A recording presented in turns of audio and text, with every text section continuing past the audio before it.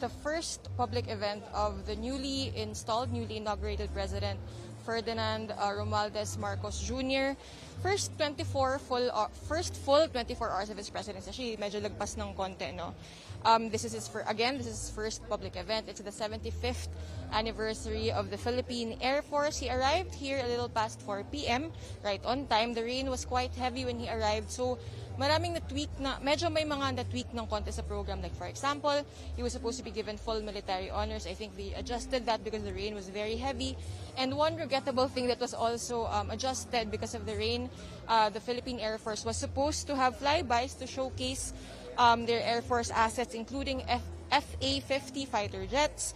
And they were supposed to fly by na may parang 75 na formation with other aircraft. That was also planned but did not push through because of the weather. If you can see behind me, I'm not sure if you can see it from the video, parang ito naman static display ng assets ng Philippine Air Force. You'll see there several aircraft, including an FA-50 fighter jet actually.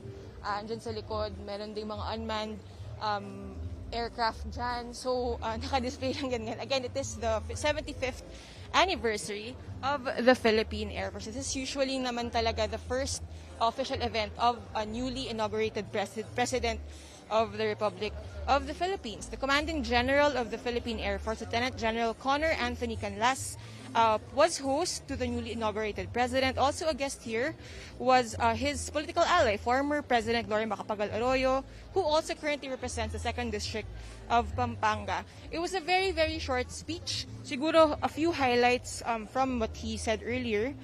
He emphasized that yung modernization ng defense forces natin is parang it's a complement. It jives with his administration's goal to have a stronger, bigger, and effective Air Force. He also emphasized that that is important given the territorial disputes in the Philippines and pati na rin yung local communist insurgents and extremist groups in the South.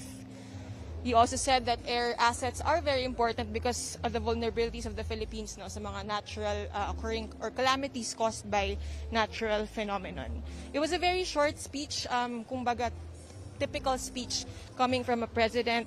What he didn't say during his prepared speech, but he did write this in his message to the Philippine Air Force, as published in the handouts from today's event, is Marcos emphasized the foreign policy of his administration to be, quote, friendly to all and an enemy to none. Again, ito yung first public event niya as the 17th President of the Republic. But let me quickly mention, outside of the Philippine Air Force event, the things that did happen concerning his presidency and what we haven't seen happen so far. So, kanina lang in-announce na meron na tayong Foreign Affairs Secretary.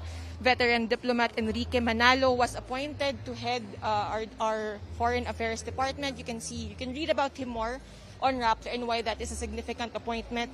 We still do not have a health secretary and an energy secretary. We wanted to ask that of the president, but after the event of the formal event of the anniversary, dumiretso na siya sa parang VIP area. He's still there actually ngayon. Hindi pa siya umaalis dito sa Pampanga, but we're hoping maybe he would be granting us an interview, but we don't really expect that anymore. Another thing also, he has yet to convene his cabinet. Again, with the context of may mga missing positions po or mga hindi pa na-appoint to certain key positions, including the DOH and the Energy Department. We do expect that to happen next week. So yun lang muna yung updates coming from Pampanga and actually coming from the fresh administration of President Ferdinand Marcos Jr. Again, I'm Bea Cupin. Thank you for watching and I'll see you around.